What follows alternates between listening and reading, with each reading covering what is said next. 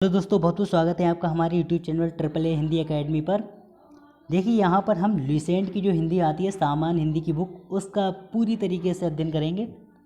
बिल्कुल topic by topic और chapter by chapter Lucent की, जो कि सभी तुम्हारी प्रतियोगी परीक्षाओं के लिए होती है। जैसे सी टेट है, यूपी टेट है, पुलिस है, और जितने भी हैं। सबसे ज़्यादा टेट में फंसता है यहाँ से, क्योंकि यूपी टेट का पेपर भी आने वाला है और सी टेट तो आने वाला है जुलाई में। तो सभी से ये क्वेश्चन फंस जाते हैं। लेखपाल का भी पेपर होने वाला है, लेखपाल, यूपी लेखपाल का, तो वहाँ भी ये सामान्य हिंदी बहुत यूज़फुल रहती है। ठीक, तो अगर आपको सभी पार्ट देखने हो तो आप हमारा यूट्यूब चैनल सब्सक्राइब कर सकते हैं और अपने दोस्तों के साथ शेयर कर सकते हैं, क्योंकि यहाँ पर हम सारांश ही डालते हैं सभी किताबों का। चलिए शुरू करते हैं। वर्णमाला। सबसे पहला चैप्टर है वर्णमाला। वर्णमाला में क्या है, सबसे पहले हम ये देखते हैं। भाषा जो है संस्कृत के भा शब्द से बना है। भाष का अर्थ होता है बोलना। भाषा की सार्थक इकाई वाक्य होती है। वाक्य से छोटी इकाई जो है उपवाक्य होती है, और उपवाक्य से छोटी इकाई पदबंध होती है, और पदबंध से भी छोटी इकाई पद होती है, जिसे शब्द कहते हैं। और इससे भी छोटी इकाई जो है वो अक्षर कहलाती है। अक्षर से भी छोटी इकाई जो है वो ध्वनि या वर्ण कहलाती है। तो याद रखेंगे, तो भाषा की सबसे छोटी इकाई ध्वनि या वर्ण कहलाती है। भाषा की सबसे छोटी इकाई ध्वनि या वर्ण कहलाती है, याद रखेंगे। अब ये क्वेश्चन देखते हैं हम। सबसे पहले वर्णमाला। वर्णमाला किसे कहते हैं? वर्णमाला, सबसे पहले हम वर्ण की बात करते हैं। भाषा की सबसे छोटी इकाई ध्वनि है। इस ध्वनि को ही वर्ण कहते हैं। वर्णमाला क्या होती है? वर्णों के व्यवस्थित समूह को वर्णमाला कहते हैं। जैसे ए से लेके और ज्ञा तक, जैसे हमारा कोई A to Z होता है लिखा हुआ, तो हम इसे कहते हैं नहीं, ये सीधे हमारे सीक्वेंस में लिखा हुआ है, ये हमारी वर्णमाला कहलाती है।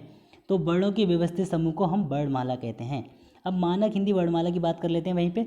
मूलतः हिंदी में उच्चारण के आधार पर 45 वर्ण हैं, जिसमें 10 स्वर हैं और 35 व्यंजन हैं। देखिए, मूलतः हिंदी में उच्चारण के स्थान पर हमारे 45 वर्ण हैं, जिसमें 10 स्वर हैं और 35 व्यंजन हैं। एवं लेखन के आधार पर, लिखने के आधार पर हमारे 52 वर्ण हो जाते हैं। लिखने के आधार पर 52 वर्ण हो जाते हैं, जिसमें 13 स्वर रहते हैं, 35 व्यंजन रहते हैं, प्लस 4 संयुक्त व्यंजन इसमें और ऐड हो जाते हैं। ये बात याद रखेंगे। स्वर कौन से होते हैं हमारे? अ ई उ ए ऐ ओ औ अंग आहा। तो हमारे स्वर जो हैं वैसे तो मेन 10 होते हैं, लेकिन इसमें 3 और ऐड हो जाते हैं हमारे से, रे रे अंग और आहा। तो ये मिलके हमारे कुल मिला के 13 हो जाते हैं। अगर पूछा जाए क्वेश्चन में कि हिंदी वर्णमाला में कुल स्वरों की संख्या, तो हम 13 लिखेंगे। आगे शुरू करते हैं। व्यंजन। व्यंजन कौन से होते हैं? तो सबसे पहले हम व्यंजन को वर्गों में बांट लेते हैं। जैसे का वर्ग, चा वर्ग, टा वर्ग, ता वर्ग, पा वर्ग। तो का वर्ग में जो हमारा क ख ग ण आता है, च छ ज ज यहाँ आता है, ट ठ द द ण आता है, त थ द द न आता है, पा फा भ भ म आता है। वहीं पे उसके बाद ये अंतस्थ में हमने बांटा है यर ल वा को, उस में बांटा है स स स हा को, संयुक्त बांटा है हमने छ त्र ज्ञ और सिरा को। तो हम ये देखते हैं कि का वर्ग में ये जो हमारे 5 वर्ण आते हैं, और पा वर्ग में ही हमारे 5 वर्ण आते हैं माँ तक। तो का से लेके पा वर्ग तक ये हुए हमारे 25 वर्ण। ये सब हमारे स्पर्श व्यंजन कहलाते हैं।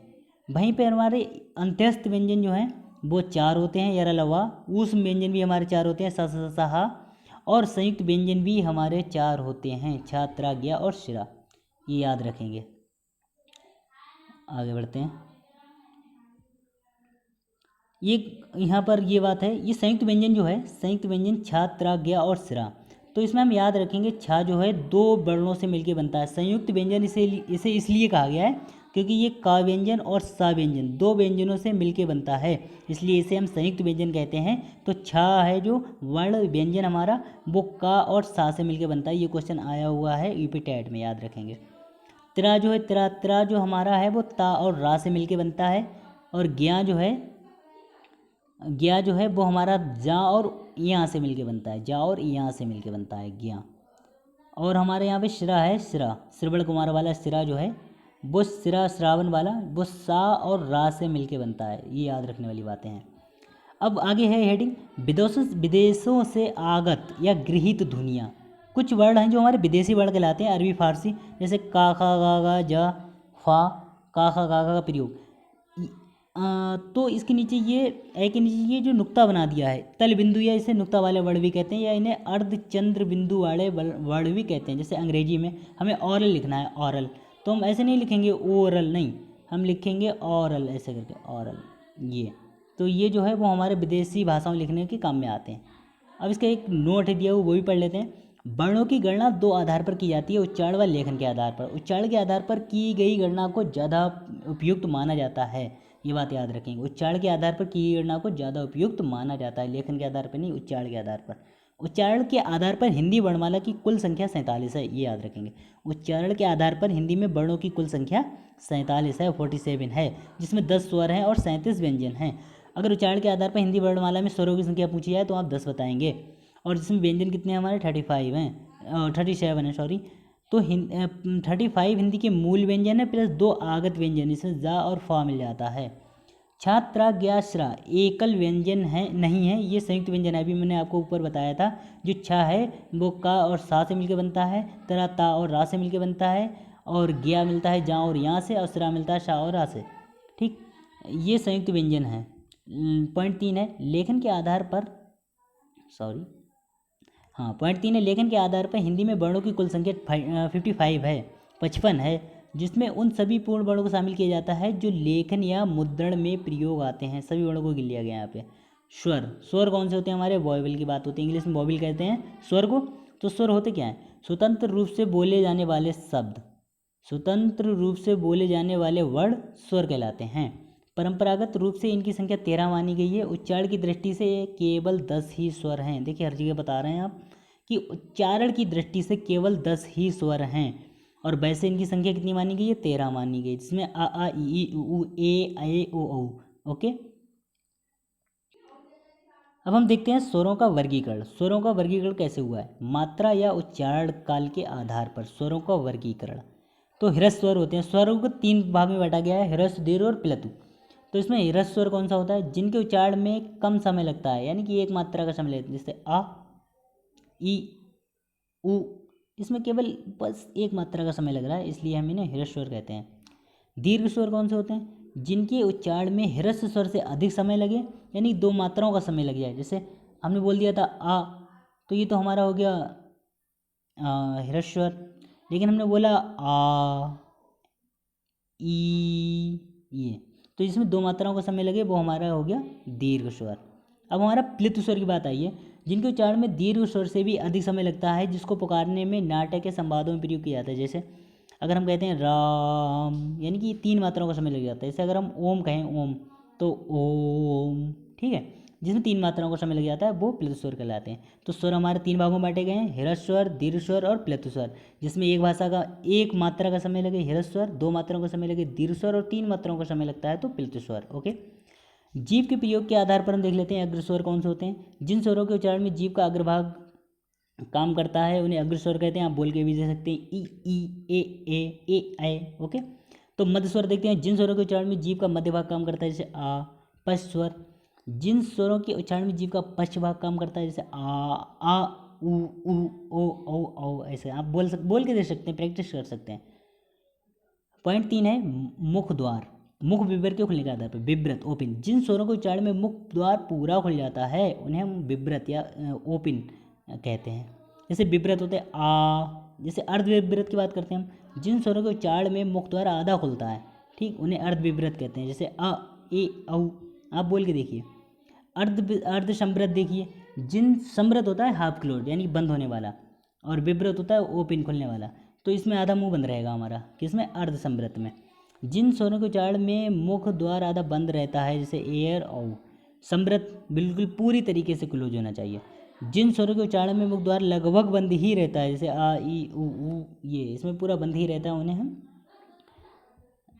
समृद्ध कहते हैं, क्लोज। अब ये देखिए वर्णों का उच्चारण स्थान, कौन सा वर्ण हम कहाँ से बोलेंगे। उच्चारण स्थान पर हिंदी वर्णमाला में 2-3 क्वेश्चन आ जाते हैं। जैसे अभी टाइटल में पूछा गया था कि ये वाला सा जो है वो कहाँ से बोला जाता है, ये वाला सा। ओके, और ये भी पूछा गया था ये वाला सा कहाँ से बोला जाता है, का जो है का वर्ण जो है वो कहाँ से बोला जाता है, ये पूछा गया था। तो इसके लिए मैं एक आपको स्पेशली वीडियो दूंगा जिसमें एक प्रैक्टिस से होगा, बिल्कुल आप देख सकते हैं, क्लियर हो जाएगा आपको। फिर मैं बता देता हूँ, जैसे यहीं लगा हुआ है अंग अणाय न में, ये सब नासिका वर्ण कहलाते हैं हमारे, जिसमें राला जो है वो दंतमूल है, और मूर्धा है, रिर है, टवर्ग है। टवर्ग मैंने बताया था आपको, टट आते हैं, सा है, ये सा जो है षटकोण वाला है। दंत, दंत से कौन से बोले जाते हैं? तावर्ग, तथा तदना, तथा तदना, और इसमें सा भी आता है, ये दंती सा होता है। तालब्य, तालब्य में ई और चावर्ग, चाचा जाना, और या शा यस, इसमें ये सब आते हैं तालब्य में। दंतोष्ट में केवल वो आता है हमारा, दांतों और ओष्ठों दोनों से हो जाता है।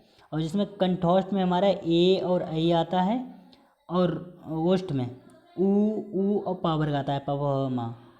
कंठ में हमारा आ आहा कावर्ग और हा आता है, और ओष्ठ और प्लस कंठ में यानी कंठोष्ठ में ओ औ और उ आ आता है। ओके, आगे चलते हैं।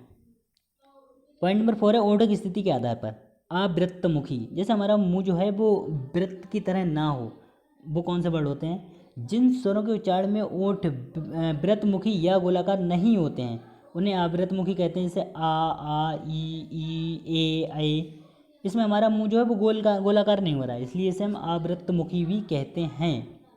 दूसरा है वृत्तमुखी। जिन स्वरों के उच्चारण में ओठ वृत्तमुखी या गोलाकार हो जाते हैं उन्हें हम वृत्तमुखी कहते हैं। जैसे ऊ ओ औ, हम बोल के देखेंगे तो हमारा ओठ है बिल्कुल गोल हो जाएगा, तो इसे हम कहते हैं वृत्तमुखी। आगे चलते हैं। देखिए पॉइंट 5 है हवा के नाक व मुंह से निकलने के आधार पर। इसमें निर्नुनासिक और मौखिक स्वर होते हैं। जिन स्वरों के उच्चारण में हवा केवल मुंह से निकलती है, जैसे आ, ठीक। अनुनासिक स्वर हैं जिन स्वरों के उच्चारण में हवा मुंह और मुंह के साथ साथ नाक से भी निकले, जैसे अंग है। घोषत के आधार पर क्या होता है? घोष का अर्थ होता है स्वर तंत्रियों में श्वास का कंपन। स्वर तंत्री में जब कंपन होता है तो घोष ध्वनियाँ उत्पन्न होती हैं। सभी स्वर जो है घोष ध्वनियाँ हैं। सभी स्वर कौन से हैं? घोष हैं, क्योंकि घोष और अघोष पूछ लिया जाता है। तो सभी स्वर जितने भी हैं हमारे आय से लेके अंगा आहा तक, वो सभी जो हैं हमारे घोष स्वर हैं। सभी स्वर हमारे जो हैं वो घोष हैं, याद रखेंगे। व्यंजन, अब यहाँ शुरू होता है व्यंजन, जिसे हम इंग्लिश में कॉन्सोनेंट्स कहते हैं। तो व्यंजन क्या होता है? व्यंजन स्वरों की सहायता से बोले जाने वाले वर्ण व्यंजन वर्ण कहलाते हैं। प्रत्येक व्यंजन के उच्चारण में आ स्वर मिला होता है। जैसे अगर हम कहते हैं राम, और ये राम है तो ये बनता है प्लस रे प्लस आ और प्लस मैं से, क्योंकि सभी व्यंजन में आ जो है वो जुड़ा रहता है, वो हमें दिखाई नहीं देता है।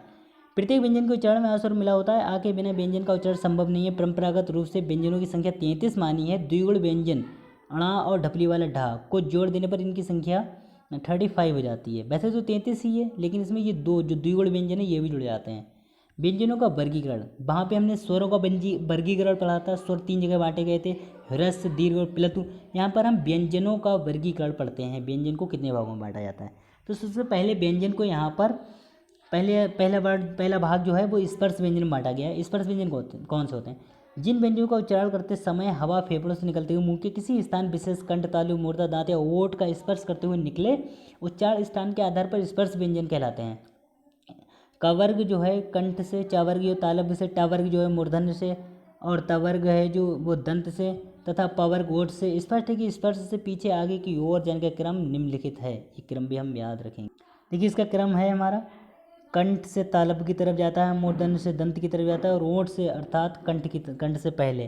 तो ओठ जो है वो सबसे बाद में आता है। वैसे भी देखिए हम, क्योंकि आवाज़ हमारी अंदर गले से निकलती है ना कि बाहर से, तो ये आपको दिखा दिया गया है। आगे बढ़ते हैं। देखिए यहाँ पे इसमें ये वर्ग दिखाए गए हैं, वर्ग यहाँ पर दिखाए गए हैं, जिसमें और ऊपर से उच्चारण स्थान दिखाया गया है। इसमें उच्चारण स्थान दिखाया गया है घोष, अल्पप्राण, अघोष, महाप्राण, सघोष, अल्पप्राण और सघोष, महाप्राण और सघोष नासिकस्य। तो मैंने आपको बताया था अभी जो कंठ है जो का वर्ग है वो कंठ से बोला जाता है। इसमें कौन कौन से वर्ड आते हैं? क, ख, ग, घ, अणा। तो इसमें जो उच्चारण स्थान है वो कंठ से है। इसमें अघोष वर्ड हमारा कौन सा है? का अघोष है, और खा जो है वो अघोष है, और गा, घा, अणा ये सघोष हैं। यानी कि इसका हम कोड लिखते हैं तो 12,345 ये हुआ। तो इसमें पहला और दूसरा, प्रत्येक वर्ग का पहला और दूसरा वर्ड जो है वो अघोष है। तीसरा, चौथा, पाँचवा यानी 345 सभी वर्ड जो है नीचे तक के सब सघोष हैं, याद रखेंगे। अब आता है यहाँ पर अल्पप्राण और महाप्राण की बात। तो का, खा, गा, घा, अणा है, तो इसमें 1, 3 और 4, 2, 4, 5 यानी कि जो विषम वाले होते हैं जैसे का, खा छोड़ दो, गा, घा छोड़ दो और अणा, ये सभी हमारे अल्प प्राण हैं। और खा और घा ये हमारे महाप्राण हैं, ये नीचे तक सेम टू सेम चलते हैं, याद रखना इन्हें।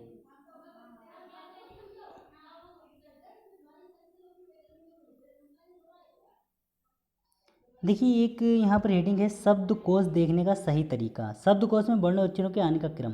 कहीं कहीं क्वेश्चन आ जाता है कि राम और अनुज में पहले कौन सा शब्द, कौन सा नाम आएगा या संज्ञा आएगी, तो उसे देखिए हम कैसे देखते हैं। शब्दकोश में पहले स्वर बाद में व्यंजन का क्रम आता है। अगर स्वर सेम होगा पहला तो हम दूसरे अक्षर पे चले जाएंगे। जैसे हम डिक्शनरी देखते हैं, सेम वही कंडीशन यहाँ पे है। शब्दकोश में अनुस्वार, जो ऊपर एक बिंदी लगी रहती है, अनुस्वार बोलते हैं इसे, ये, और विसर्ग जो नीचे बाद में दो ये होती हैं, ये लिखी हुई यहाँ पे, का स्वतंत्र वर्ण के रूप में प्रयोग नहीं होता है। इनका प्रयोग जो है वो स्वतंत्र वर्ण के रूप में नहीं होता है, लेकिन संयुक्त वर्णों के रूप में इन्हें आ, ओ, औ से पहले स्थान मिलता है संयुक्त में। जैसे का के ऊपर ये पॉइंट लगा दिया और का के बाद विसर्गें लगा दी। एक बार खड़ी है कक्का, किकी, कुकू, के, कै, कोको, कऊ, तो ये याद रखेंगे। इसमें ये वर्ड जो है अगर पॉइंट लगा हुआ है, इसमें अनुस्वार लगा हुआ है तो ये पहले आएगा, विसर्ग है तो ये उसके बाद आएगा, फिर का आएगा हमारा मेन। तो शब्दकोश में पूर्ण वर्ण के बाद संयुक्त अक्षर का क्रम आता है, जैसे कक्का, काका, ये बाद में। जैसे अगर कोई आधा हमारा हिस्सा है, को बाद में के, किराए के, ये सब बाद में आते हैं। सबसे पहले हमारा का के ऊपर इसमें पॉइंट अनुस्वार लगा होगा, बाद में इसमें विसर्ग लगा होगा, फिर हमारा का गिना जाएगा। यानी सबसे पहले हमारा ये आएगा, फिर ये आएगा, पहले नंबर पर हमारा ये आएगा, दूसरे नंबर पर ये आएगा, तीसरे नंबर पर ये आएगा, बाद में ये क्रम घटता चला जाएगा। ध्यान रखेंगे इसे।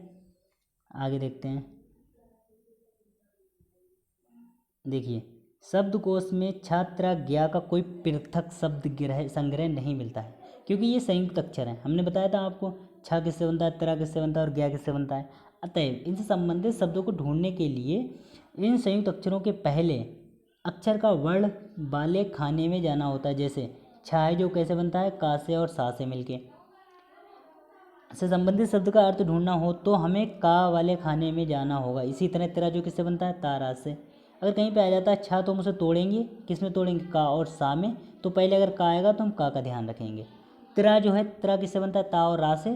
तो हम जो पहले ता आएगा, जैसे ता था आया, जैसे तराजू है और थर्मस है, तो सबसे पहले जैसे कक्षा है, तो कक्षा का अगर हमसे पूछा गया कि कौन सा पहले वर्ड आएगा, तो कक्षा में ये जो छा है उसका हम याद रखेंगे कि हम ये छा को तोड़ के तभी हम देख पाएंगे कैसा क्या है। जा में सरा में जो है सा प्लस रा आता है, और जो है ज्ञा में जा प्लस वहाँ आता है। सा वाले खाने में जाना पड़ेगा। ओके, अब ये जितने भी ये अनुस्वार हैं, अंग है, अवा है, अणा है और ढा अणा है, सब कोई शब्द शुरू नहीं होता, इसलिए ये स्वतंत्र रूप से शब्दकोश में नहीं मिलते हैं। इन वर्णों से आप भी देख के बताइए। अगर आपको कहीं भी इस टाइप का कोई वर्ड मिले, कोई शब्द मिले जो अंगा अणा या इससे मिलके बना हो, तो आप कमेंट कीजिए मुझे। ओके, देखिए यहाँ पर कुछ ये वस्तुनिष्ठ प्रश्न हैं जो आए हुए हैं, उसकी हम आपको थोड़ी सी प्रैक्टिस कराते हैं। जैसे सबसे पहले क्वेश्चन है, भाषा की सबसे छोटी इकाई क्या होती है। अभी हमने पीछे आपको बताया था, भाषा की सबसे छोटी इकाई जो है वो ध्वनि या वर्ण कहलाती है। ये ठीक हो जाएगा। वर्णमाला किसे कहते हैं, वर्णों के व्यवस्थित समूह को वर्णमाला कहते हैं, ये भी क्वेश्चन बताया था। निम्नलिखित में से कंठ ध्वनियाँ कौन कौन सी हैं, तो का और खा जो है वो कंठ ध्वनियाँ, बाकी यरला और ये सब अलग अलग ध्वनियाँ हैं। नंबर चौथा देखते हैं क्वेश्चन, स्थान के आधार पर बताइए कि मूर्धन्य व्यंजन कौन कौन से हैं। मूर्धन्य व्यंजन कौन कौन से हैं ये बताना है, जो मूर्धा से बोले जाते हैं।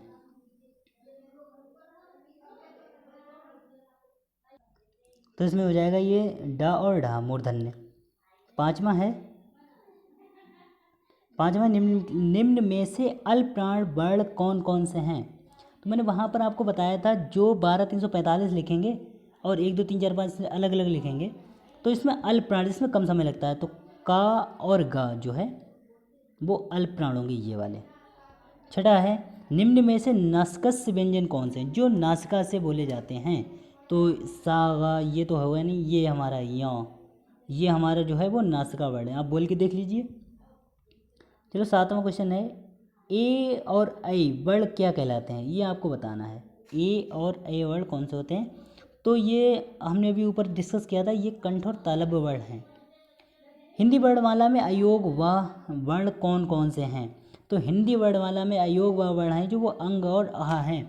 संस्कृत में ये अलग होते हैं, लेकिन हिंदी हम पढ़ रहे हैं यहाँ पर, ये याद रखेंगे। अयोग व जो है अंग और अह। ये देखिए रेलवे 1997 2014 TGT में भी क्वेश्चन पूछा गया है। तो रिसेंट से आप जो है हर जगह का रिकवर कर सकते हैं वर्णमाला का टॉपिक। देखिए कोई भी क्वेश्चन पेपर आपको सॉल्व करना है या फिर कोई कंपटीशन का एग्ज़ाम देना है तो उसका आप सिलेबस निकालिए और सिलेबस ही पढ़िए, ऐसे इधर उधर पढ़ने उसकी फ़ायदा नहीं।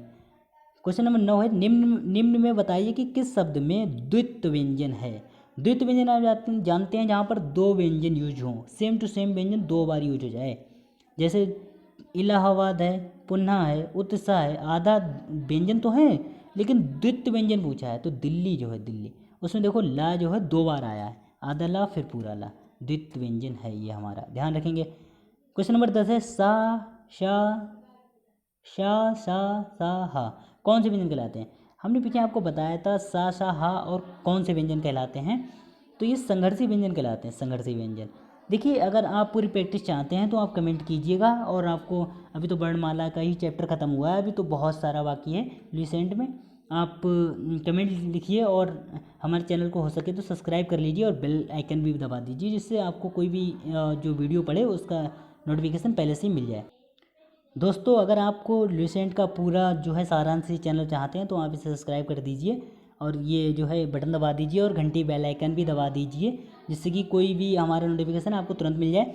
और देखिए यहाँ पर हम सीटेट का भी जो EVS का समरी थी वो भी डाल चुके हैं, आप वहाँ देख सकते हैं। ओके, आप वीडियो अच्छी लगी तो शेयर कर दीजिए, सब्सक्राइब कर दीजिए और कमेंट जरूर कीजिएगा, लाइक और डिसलाइक भी जरूर कीजिएगा, जिससे हमें पता चलेगा आपको वीडियो कैसा लग रहा है। ओके, थैंक यू, धन्यवाद।